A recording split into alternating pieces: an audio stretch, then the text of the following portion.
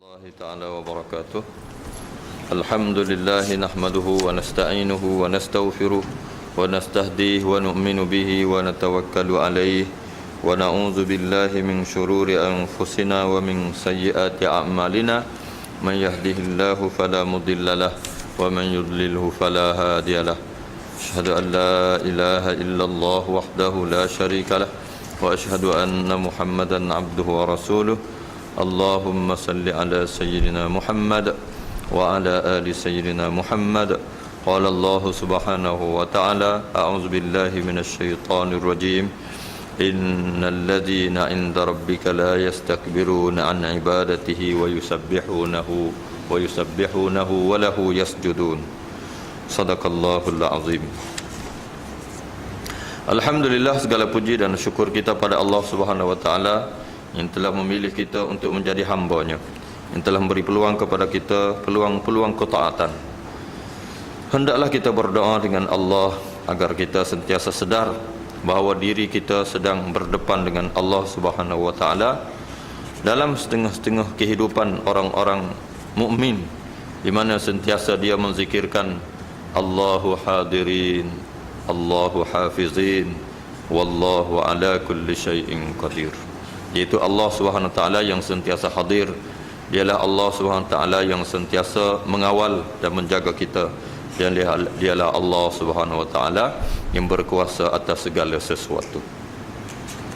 Bahkan bermohonlah kita juga dengan Allah agar jangan Allah taala gunakan keadilannya dalam menghukum kita, tapi bermohonlah dengan Allah agar Allah taala kurniakan bagi kita rahmatnya, dan Allah Subhanahu wa taala kurniakan untuk kita kesebelah-Nya agar kita sentiasa terpelihara daripada sebarang keburukan.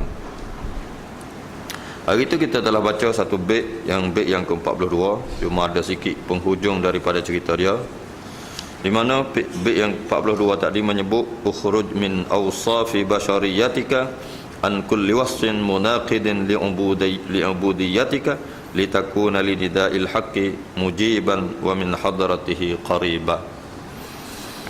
Di mana musannif rahimahullah taala memerintahkan kita agar keluar daripada sifat-sifat kemanusiaan, yakni sifat manusia dalam rupa sifat manusia yang buruk.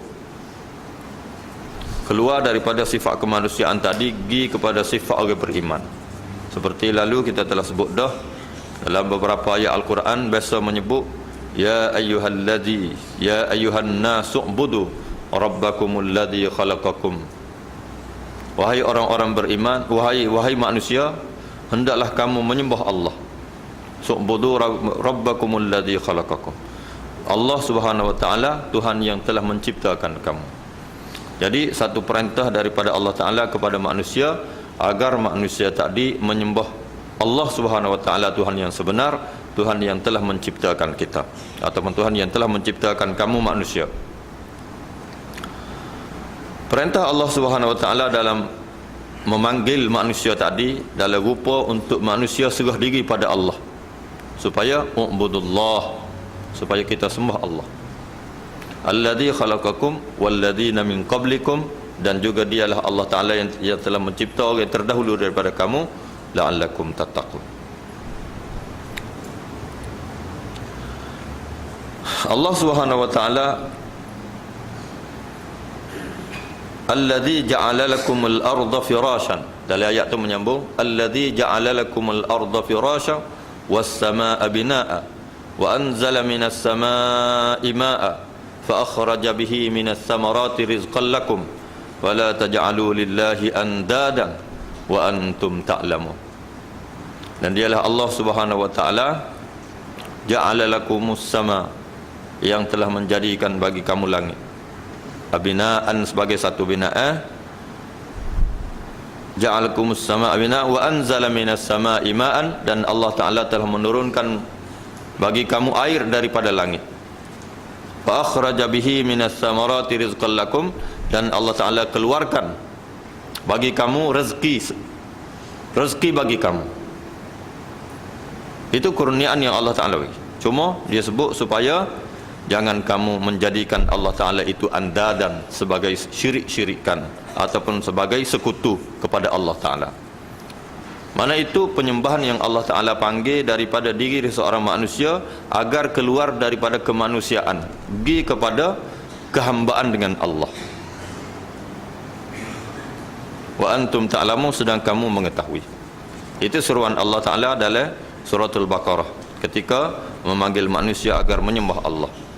Satu peringkat lagi, bila manusia tu jadi orang beriman, jadi beriman dah, Allah Ta'ala suruh ya ayuhan nas, ya ayuhan nasu taqu rabbakumul ladzi khalaqakum. Wahai manusia, hendaklah kamu takut kepada Tuhan yang telah menciptakan kamu dari diri yang satu. Maknanya Allah Ta'ala telah cipta kita. Tadi dia sebut Allah Ta'ala telah menciptakan kita dan orang sebelum kita. Ayat yang berikut ini dalam surah An-Nisa menyebut bahawa Allah Ta'ala memerintahkan kita untuk takut kepada Allah. Tapi dia suruh ya ayuhan nas, ya ayuhan nasu taqu rabbakumul ladzi khalaqakum. Ya orang beriman, hendaklah kamu bertakwa kepada Allah Subhanahu wa taala, Tuhan yang telah menciptakan kamu. Mana telah menciptakan kita daripada Nabi Adam alaihi salam, daripada diri yang satu. Dan Allah Taala mengembangbiakkan kita daripada keturunan Nabi Adam itu jadi laki-laki dan perempuan yang ramai. Dan Allah Taala suruh lagi, dan hendaklah kamu bertakwa kepada Allah Subhanahu wa taala, Tuhan yang selalu kamu berdoa dengan menyebut namanya, dan hubunglah silaturahim kaum kerabat. Sungguhnya Allah Subhanahu wa taala sentiasa memperhatikan kamu. Ada banyak juga ayat-ayat yang lain menyebut tentang seruan Allah Taala kepada manusia agar manusia bangkit keluar daripada kemanusiaan. Walhal kita sebut dah bahawa manusia itu dari segi kemanusiaan, peringkat kemanusiaan itu sudah terlalu tinggi. Dalam kita dulu telah bincang mengenai hak asasi manusia. Maknanya terlalu tinggi dah tu sifat di sisi manusia biasa ataupun orang awam, selain daripada orang beriman menganggap kemanusiaan itu merupakan nilai-nilai yang tertinggi. Dia panggil nilai-nilai kemanusiaan, bukan nilai-nilai kebinatangan. Tapi kepada iman, manusia tu darjah kecil lagi.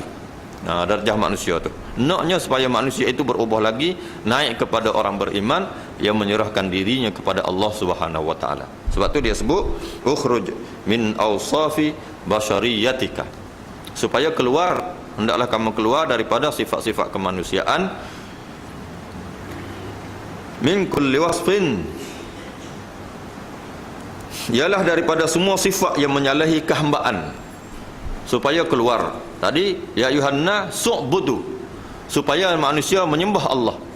Gitu. Supaya kita keluar daripada sifat kemanusiaan yang biasa kepada hamba yang menyembah Allah. Gitu. Itu kehendak dia. Jadi kita telah sebut dah mengenai beberapa perkara yang sabit dengan dia. Kadang-kadang sifat ada dalam sifat manusia itu sendiri, dalam rupa sifat hasad, ada sifat iri hati, ada sifat dengki, ada sifat sombong, ada perkara-perkara yang kita kata sebagai mengadu domba. Kadang-kadang tubik daripada sifat-sifatnya yang buruk itu timbul satu nyakit yang lain, iaitu nyakit gila. Dalam bukan gila majnun, gila sebagai kita kata gila tak cukup tu, tapi gila dalam rupa gila pangkat, gila kedudukan, cinta kepada dunia, tamak, rakus kepada dunia. Itu termasuk dalam beberapa kegilaan yang ada dalam fi'il kemanusiaan. Jadi fi'il kemanusiaan inilah manusia kena keluar, sehingga tubik sifat-sifat kehambaan dengan Allah Subhanahu wa taala. Daripada sifat-sifat buruk ini timbul macam-macam perkara lagi, berupa sifat permusuhan. Kadang-kadang jadi ada sifat benci, ada sifat rendah diri kepada kekayaan, rendah diri pada pitih. Dia jadi sifat buruk juga pada satu orang yang merendah diri pada pitih. Bila rendah diri pada pitih, dia akan melakukan apa saja kerana pitih. Dalam setengah-setengah yang lain menyebut bahawa orang yang merendah diri kepada orang kaya atas dasar pitih. Dia kadang-kadang orang rendah diri pada orang kaya atas dasar pemurah dia. Dia tu orang pemurah. Jadi rendah diri kerana sifat pemurah dia, ataupun sifat rendah diri kepada orang yang akhlak dia comel. Walaupun kaya, jenis tidak agah. Tapi kalau orang kaya kerana semata-mata pitihnya, dan dia akan melakukan apa saja untuk pitih tadi, maka itu merupakan sifat yang buruk di sisi agama Allah Ta'ala. Bahkan disebut bahawa hilanglah 1/3 daripada agamanya. Dan satu sifat lagi, iaitu sifat menghina orang miskin kerana dia tak ada pitih.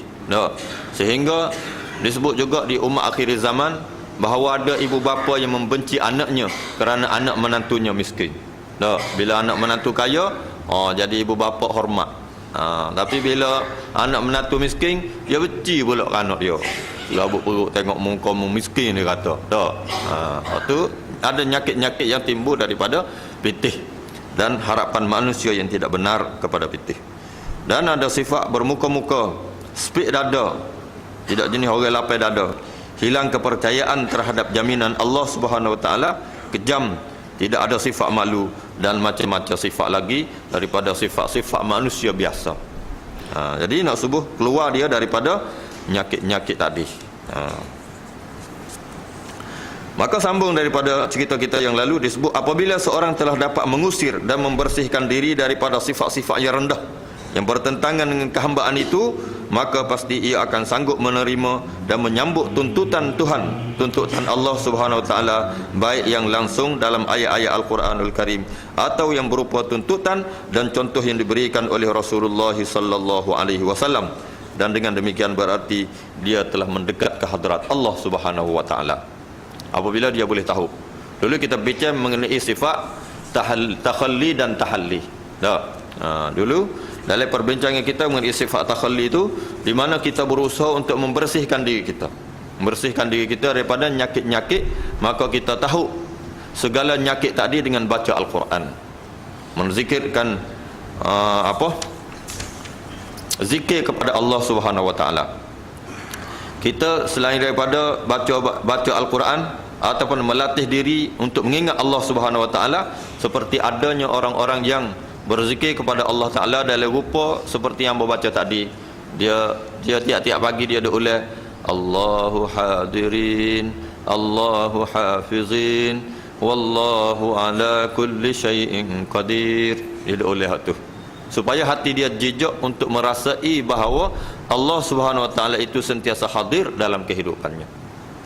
Itu perasaan orang yang berubah, orang yang nak keluar daripada sifat buruknya untuk sentiasa menilai. Sebab tu berkata Al-Kharqi bahawa bila dia mengucapkan kata-kata tersebut, maka dia jadi tak jadi nak melakukan satu perkara yang asi kepada Allah, yang deraka dengan Allah.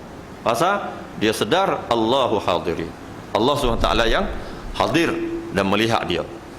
Jadi bila tahu Allah Ta'ala duk kelih tu, tak jadi tu nak buat gitu. Jadi dia ada sebut supaya hatinya jijak dengan ucapan yang tersebut tadi. Dan salah satu daripada cara untuk kita takhalli ataupun membersihkan hati kita juga apabila kita berusaha untuk berlapar. Berlapar sama ada dalam kaedah puasa ataupun sengaja kita berlapar dengan makan sedikit. Belajar makan sikit. Jangan ajar makan banyak. Makan kena buta semua. Tak sih. Nak belajar kita belajar makan sedikit. Dengan sedikit makan tadi, maka perut kita tidak terlalu kenyang. Maka bila perut kita tidak terlalu kenyang, maka benda-benda lain yang ada kepada diri kita ni, bila perut lapar tadi, benda-benda lain jadi kenyang. Kenyang daripada melakukan maksiat, kenyang daripada menunaikan kehendak-kehendak mereka. Jadi dia tidak gaduhlah mana. Sadia dia kenyang. Kalau perut kenyang, muka lain lapar. Muka lain jadi lapar. Bila perut kita kenyang, nafsu jadi kuat. Silap-silap mata kita jadi lapar. Bila perut kenyang, mata lapar batah, orang panggil. Metang angor nak tidur. Orang panggil lapar batah. Itu nyakit yang timbul daripada perut orang kenyang. Bahkan dinyatakan bahawa Imam Syafi'i rahmatullah alaih, bila dia bangun pagi sudah lembayar subuh, dia akan menghafal hadis-hadis dan ayat-ayat Allah Ta'ala, baca kitab-kitab sehingga dia faham, ambil butir, ambil buah, beberapa buah daripada ilmu-ilmu kitab ataupun ilmu-ilmu hikmah, baru dia makan pagi. Gitu. Nak ajar hati dia supaya makan rohaniat dulu, berlapar dulu.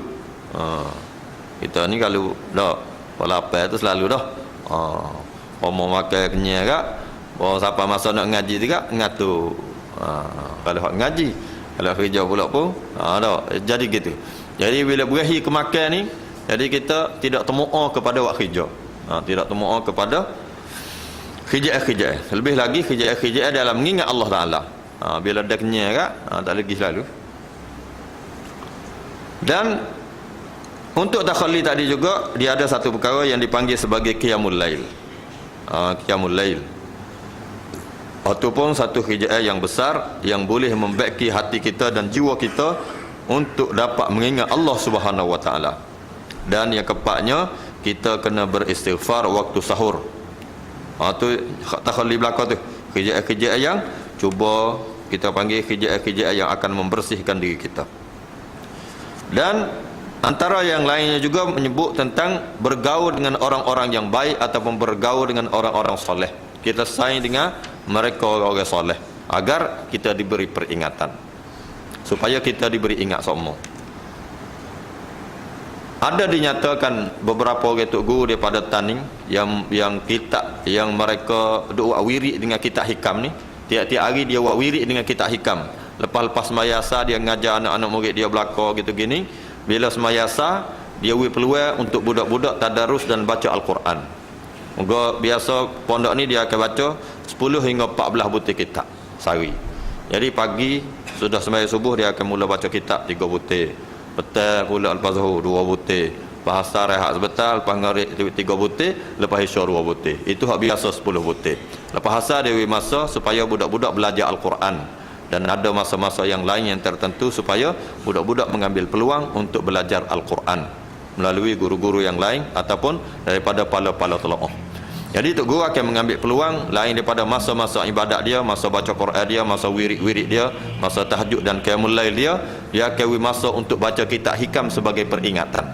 Dia bila-bila duduk atas kursi rajin itu, dia baca peringatan-peringatan. 1 bait ke 2 bait sehari dia baca. Dan apa yang dibaca ini walaupun berulang-ulang, tiap-tiap hari dia baca 1 bait, 1 bait, 1 bait, habis 200 hari, habis 200 bait. Tak. Jadi 236 bait yang ada dalam kitab hikam ni dibaca tiap-tiap hari sehingga hampir setahun khatam. Lepas tu sama lagi jadi wirid dia. Kerana dia menganggap ini sebagai satu peringatan.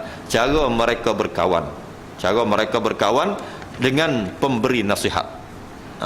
Selain daripada mendapat nasihat daripada kawan-kawannya, maka tok guru ni mendapat nasihat daripada musannif pengarang kitab hikam agar dirinya sentiasa terbentuk. Tuan-tuan, kadang-kadang benda yang kita tahu dah tapi tidak diberi peringatan, kita jadi tak khabar, tak ingat, kita seolah-olah kita tak faham. Siapa dia tak tahu bahawa sembahyang tahajud itu satu kebaikan yang besar. Tapi lama mana kita boleh istiqamah dalam sembahyang tahajud? Kita bangun, katalah boleh sebulan. Lepas pada sebulan tu tinggal sehari. Dah. Lepas tu galik 2-3 hari, salah banyak sembahyang tahajud pula. Sembahyang untuk istiqamah tu. Kadang-kadang dia tidak jadi istiqamah kerana hati kita tu dilupakan oleh amalan, dilupakan oleh kehidupan, dilupakan oleh nafsu dan dunia yang ada di sekitar kita. Kadang-kadang dilupakan oleh dosa-dosa yang telah sengaja dan tidak sengaja kita buat. Jadi dosa-dosa tadi yang membalut hati kita daripada kerajinan berusaha. Tapi perlu kepada kita untuk dengar sokmo-sokmo nasihat, sama ada dari siapa-siapa saja, supaya diberi peringatan bagi kita. Daripada kalau kita dengar marilah, kalau adalah satu orang ni dia kata Baji malam kagak pergi rumah sebentar tak ada pitih tu 15,000. Kalau Baji kagak ajak nak wui pitih tu 15,000 ada taruh batal rumah pukul 12 kagak pergi 12 malam pasal hamba pukul 11.30 tu baru sampai rumah. Jadi kena siap kita gini pukul 12 kagak pergi rumah hamba. 15,000 ada duk taruh batal. Pergi ambil dah. Lagu mana? Orang yang buah pitih ni bila bunyi orang tawar 15,000 ya. 15,000. Boleh jadi pukul 11.30 tu sapat dah. Dah. Tunggu depan tangga kawan ni. Dah. Kerana pitih go 15,000. 15,000 ni adalah satu nilai yang sangat sedikit nak banding dengan 2 rakaat semaya.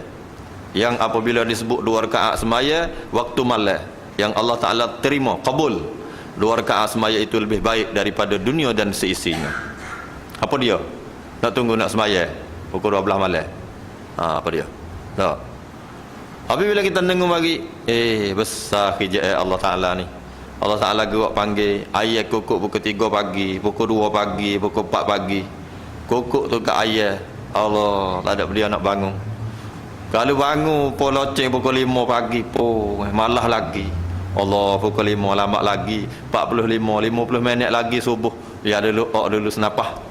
Galik. Loh. Padahal janji terhadap tahajud tu besar.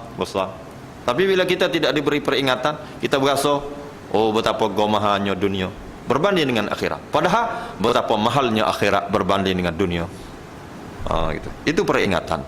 Lalu tu baik kita berkawan dengan orang-orang yang baik, orang-orang soleh yang sentiasa memberi peringatan, yang sentiasa boleh tegur menegur di antara kita. Tanya khabar, bagaimana apa khabar demo? Allah, lemah lah ni. Tahajud tak boleh jaga. Quran tinggal jaga-jaga. Dah. Kalau kita tanya sama-sama orang soleh, dah. Walaupun jumpa kedai tanya khabar, mana tak nampak semaya Syah malam? Dah. Dia tak kau bagi maya kali cepo, pergi ngaji dengan Ustaz Aziz. Jadi sedap kata jawab dah. Pasal kita sayang dengan orang soleh-soleh. Gitu sedap tu. Kalau sayang dengan orang agak, dia bila tanya khabar tu dia ayat cerita lain. Cerita yang bersangkut dengan keduniaan, kesibukan dalam dunia, disibukkan oleh macam-macam permainan, mana-mana yang melekakan daripada mengingat Allah Subhanahu Wa Taala. Jadi kalau sayang dengan orang jujur ni, kadang-kadang guru tanya, dah. Ada seorang tu dia telefon ke guru dia. Duk tengah belah-belah nak tunggu sembahyang ngori, ada 15 minit lagi dia buka telefon. Pecek. Dia suluh dengan telefon internet dia ni, nampak guru duduk di pada goh di Amerika. Dia pun telefon. Duduk mana? Dia tak kawin duduk masjid. Masjid mana dia kata? Duduk pada goh ni kata. Lepas tu dia suruh. Dia mau tengok mana? Dia kata ni ada telefon kawan ni nampak kepala watak demo dia kata. Dia suluh oleh ahli atas tu. Dia kata demo. Tak royak kita tipu dah ni kata. Jadi ada guru ni dia beri peringatan. Tu kadang-kadang. Bila kita rapat sama-sama kita ni, ada gitu gini, kita cari jalan-jalan dalam mengingatkan. Memberi nasihat kepada sesama kita. Gitu. Itu contoh. Yang kata kawan nak pergi masjid dah, tapi nak berhabis seluruh bayar lagi. My God. Tu kerjaannya. Supaya amalan-amalan mereka ini menjadi contoh kepada kita.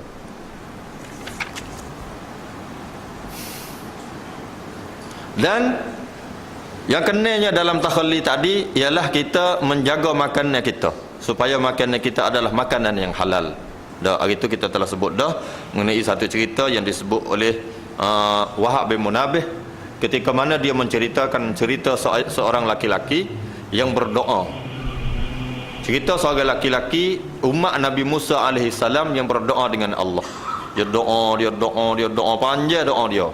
Bila doa panjang tu Nabi Musa kita tengok Allah, dia ni doa panjangnya. Mudah-mudahan Allah Ta'ala kabul lah bagi dia.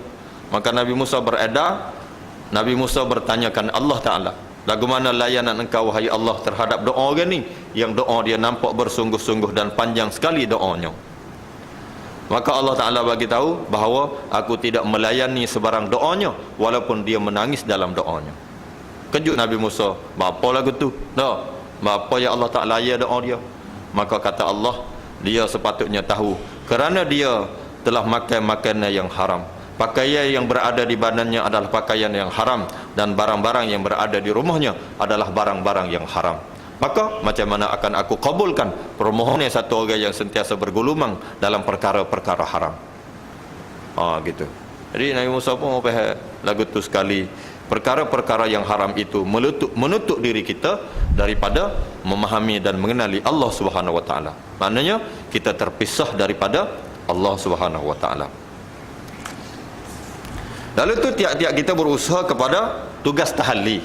Ya kita bicara itu sifat tahalli, dan kita sebut mengenai ni pula dalam membaiki diri kita ni kepada tugas tahalli kita terhadap Allah, iaitu bila cabut tubik dah nekara tadi kita boleh buat, cabut tubik sifat-sifat buruk kita. Setelah kita melatih diri kita, maka kita isi dia dengan pengabdian kepada Allah Subhanahu Wa Taala, isi dengan sifat-sifat yang baik, isi dengan fa'il, dengan kelakuan-kelakuan yang baik lagi. Masuk dalam diri kita sifat-sifat yang baik. Kita setelah buai segala nyakit tadi, Kita isi dengan sifat-sifat terpuji, isi dengan sifat tawaddu', sifat lapang dada, sifat redha terhadap qada dan qadar Allah Ta'ala, maka jiwa kita jadi tenang dan jiwa kita jadi gairah kepada beramal. Bagaimana kalau orang membuat sesuatu pada kita yang kita berasa hati pada dia? Apabila kita tidak melihat Allah Ta'ala di hadapan, maka kita melihat kesalahan tadi adalah kesalahan dia yang buat kita. Tapi bila kita melihat sesuatu itu diatur dan disusun oleh Allah Subhanahu Wa Ta'ala, kita mengerti tahu Allah Ta'ala atur mengurni. No, Maha Suci Allah yang mengatur segala sesuatu. Allah Ta'ala nak tengok hati kita setara mana. Tu. Jadi itu perkara-perkara dalam mana kita, bila kita sabar, kita berlapang dada, benda-benda berlaku depan kita sekaligus pun, kita akan lihat di sana adanya Allah yang mengatur segala urusan. Kalau tuan-tuan nak belajar Ismul A'zam, ada orang-orang ahli ibadat yang beramal Ismul A'zam, dia kata sebelum kamu beramal dengan Ismul A'zam, latih diri kamu sekurang-kurangnya 3 perkara. Latih dengan 3 perkara. Yang pertama, latih mula-mula sekali dalam diri kita melihat semua kejadian itu diatur Allah. Semua kejadian itu nampak Allah Subhanahu Wa Ta'ala.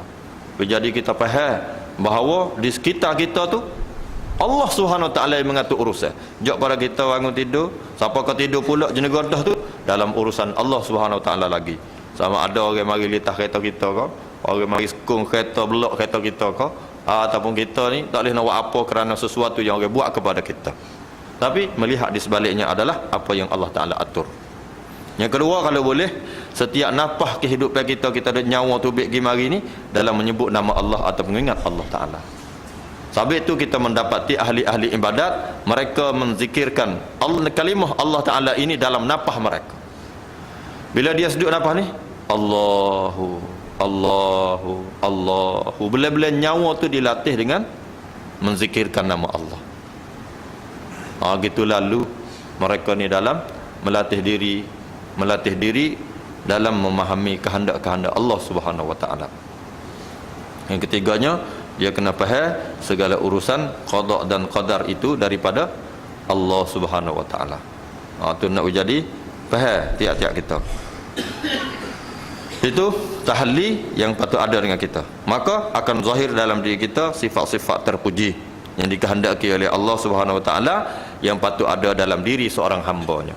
Tapi itu nilai kehambaan pada satu orang manusia ni gemaha. Kita je berasa nilai diri kita ni rendah. Tapi sebenarnya satu orang yang menjadi hamba kepada Allah Ta'ala ni memang orang gemaha.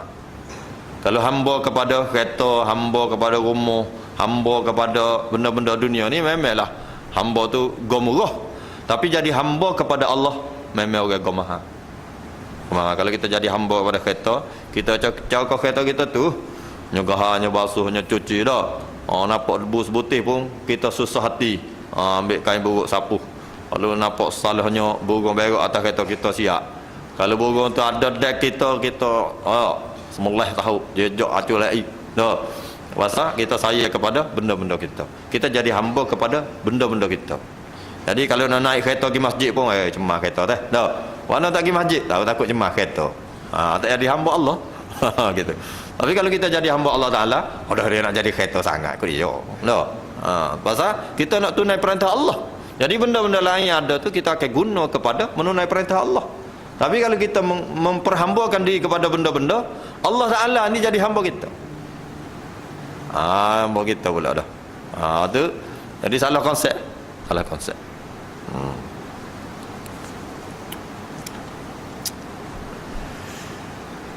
Maka musannif rahimahullah ta'ala menyebut dalam perenggan yang terakhir, kata dia sifat ubudiyah ataupun sifat kehambaan ialah patuh taat terhadap semua perintah dan larangan Allah Subhanahu Wa Ta'ala, mengerjakan segala perintah-perintahnya dan meninggalkan segala larangannya tanpa membantah dan tanpa merasa keberatan. Itu tugas seorang hamba kepada Allah Subhanahu Wa Ta'ala. Jadi tak ada apa satu untuk dia berasa berat terhadap perintah Allah Ta'ala, tak ada.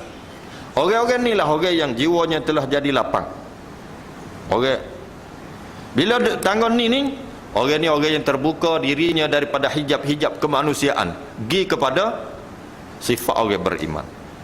Bila duk sapat taruh tu, maka zahirlah sifat-sifat terpuji dalam dirinya.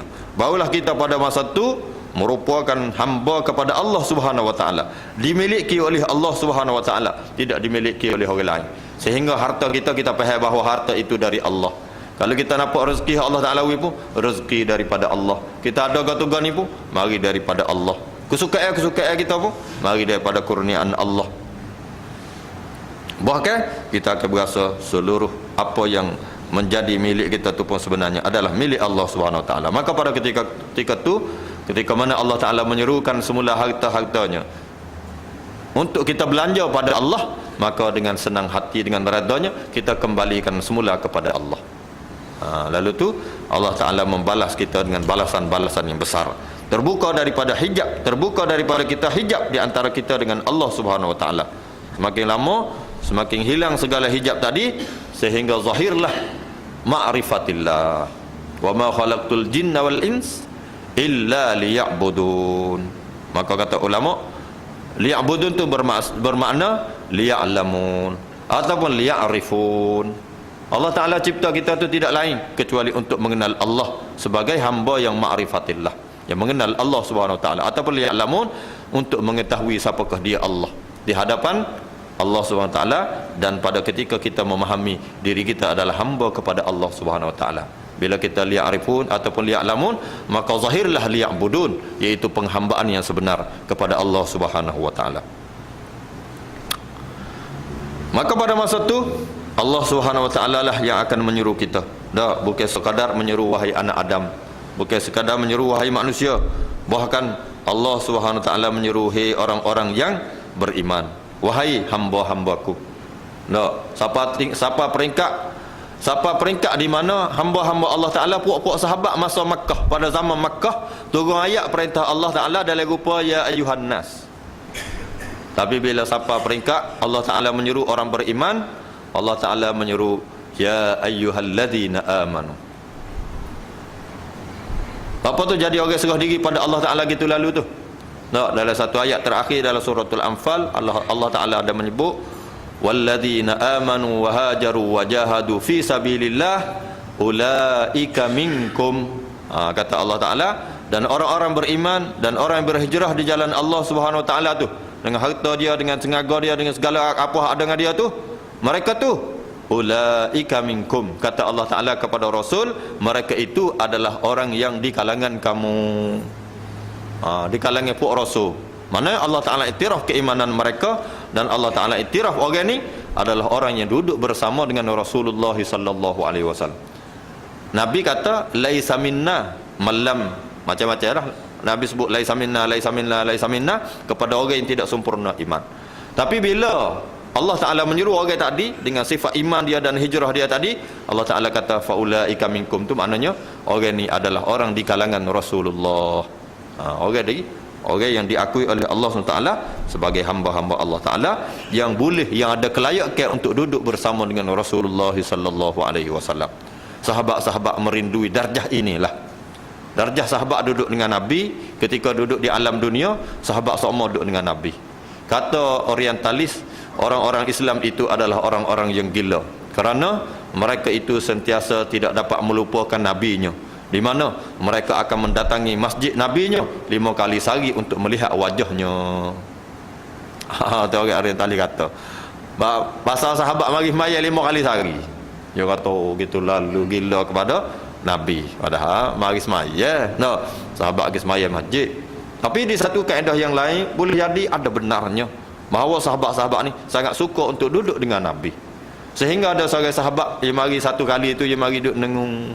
Kata dia, wahai Rasulullah sallallahu alaihi wasallam, macam mana di akhirat sikit lagi, masa atas dunia ni boleh kami duduk-duduk di samping Tuan, macam mana di akhirat sikit lagi saya terpisah daripada Tuan, masa tu apa lagi kegembiraan yang boleh saya dapat? Saya nak gembira dengan apa lagi di akhirat, sedangkan Tuan berada di tingkatan Tuan, dan kami puak-puak ahli-ahli, orang-orang genah, orang awam ni nak duduk mana masa tu? Dunia ni boleh duduk sekali dengan Tuan, di akhirat sikit lagi macam mana? Allah, sahabat mikir siapa lagu tu, mikir nak duduk dengan Nabi. Kita ni adakah sifat berasa nak duduk boleh duduk dengan Nabi gitu? Maka Nabi sallallahu alaihi wasallam untuk melayani perasaan kawan tu yang risau, yang bimbang, maka Nabi sallallahu alaihi wasallam kata bahawa kamu akan dibangkitkan dengan orang yang kamu cintai.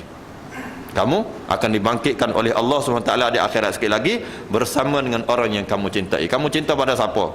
Kamu cinta pada ahli dunia, masa di atas dunia, maka Allah Ta'ala akan bangkit kamu bersama ahli dunia. Kalau kita di atas dunia suka pada Abu Jahal, Allah Ta'ala bangkit kita bersama dengan Abu Jahal. Allah, na'udzubillah min zalik. Tak. Kalau kita suka pada siapa-siapalah di atas dunia, Allah Ta'ala bangkit kita dengan gitu. Pesen dia tu, sifat dia tu lah. Tapi orang ni, bila Allah Ta'ala sebut bahawa, bila Rasulullah SAW sebut bahawa dia akan dibangkitkan dengan orang yang dicintai, maka fahamlah dia bahawa dia ni hatinya telah jatuh kepada Nabi SAW. Maka bergembiralah dia agar satu harapan telah muncul dalam hatinya bahawa dia telah sangat mencintai Rasulullah SAW. Bahkan ada seorang sahabat mari tanya, wahai Rasulullah, mata kiamat? Bila kiamat? Kiamat bila? Mata yang tanya pula, kiamat bila? Mari tanya Rasulullah. Rasulullah kata, kiamat apa? Mu cedek gapo nak kiamat? Tak. Kalau kiamat berlaku kamu cedek gapo? Dia pun jadi rasa rendah diri. Mari tanya Nabi, nak kiamat nah. Tak. Bila? Maknanya nanti lepas kiamat ni dia ada harapan kalau boleh masuk syurga ke? Lagu mana? Jadi duk doa dia lah, bila nak kiamat? Tak. Maka kata Nabi, apa kamu sedia untuk kiamat?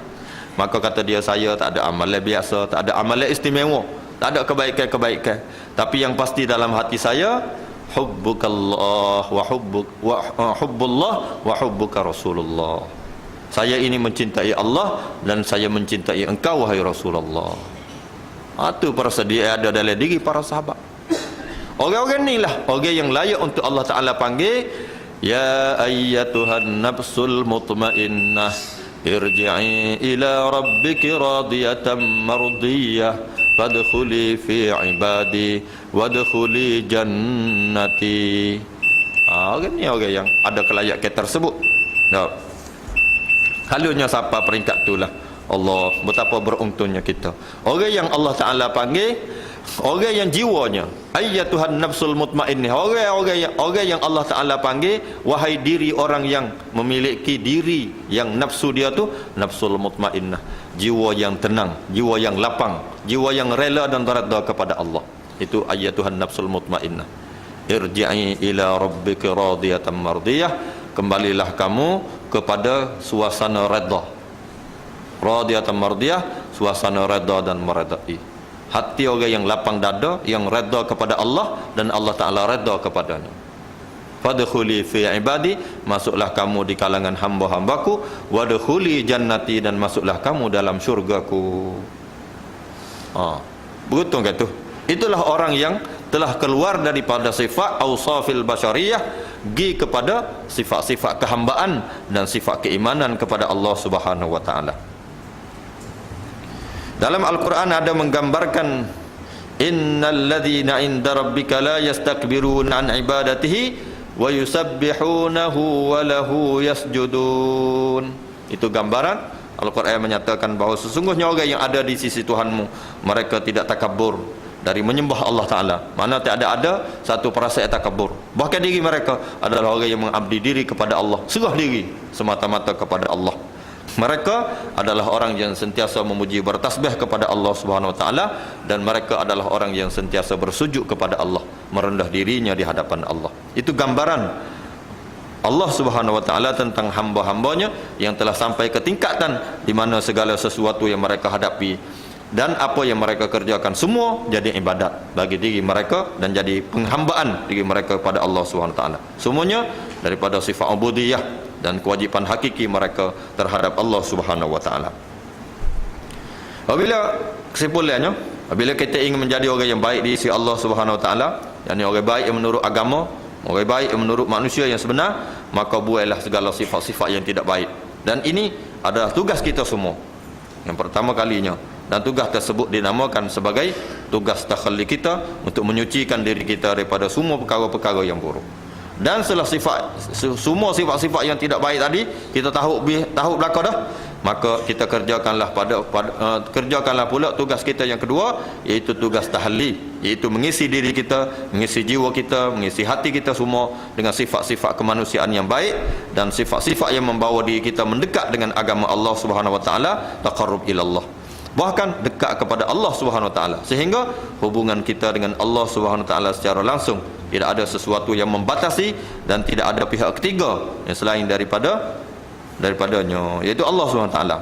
Maka hendaknya tiap-tiap kita mempelajari peribadi baginda Nabi sallallahu alaihi wasallam. Semoga semua kita dapat mengikuti jejak langkah beliau, iaitu Rasulullah sallallahu alaihi wasallam, dalam syariatnya, dalam hakikatnya, dalam zahirnya dan dalam batinnya, insya-Allah. Dan kita semua akan merasa kelazatan untuk bercakap-cakap dengan Allah, dan bagaimana tenangnya serta tenteramnya jiwa apabila kita berserta dengan Allah Subhanahu wa taala di mana sahaja kita berada. Seperti mana Rasulullah sallallahu alaihi wasallam kata, ittaqullah haitsuma kunta. Hendaklah kamu takut pada Allah Subhanahu wa taala di mana saja kamu berada. Lalu tu maka tiap-tiap kita hendaklah sentiasa berdoa agar kita diterima oleh Allah taala kehambaan ini, insya-Allah. Dan program satu iklan kepada tuan-tuan untuk program memperkasakan ummah, memperkasakan sunnah dalam diri kita. Ada satu program di Masjid Kebahagiaan pada malam Selasa ni. Kita insya-Allah didatangi oleh seorang Habib ke Masjid Kebahagiaan yang ada satu majlis malam Selasa ni di Masjid Kebahagiaan untuk perkasakan sunnah dalam diri kita. Mudah-mudahan Allahumma arinal haqqa haqqan warzuqna ittiba'ah wa arinal batila batilan warzuqna ijtinabah birahmatika ya arhamar rahimin. Wa sallallahu wa sallama ala Muhammadin nabiyil ummi wa ala alihi wa sahbihi ajma'in. Subhana rabbika rabbil izzati amma yasifun wa salamun alal mursalin walhamdulillahi rabbil alamin.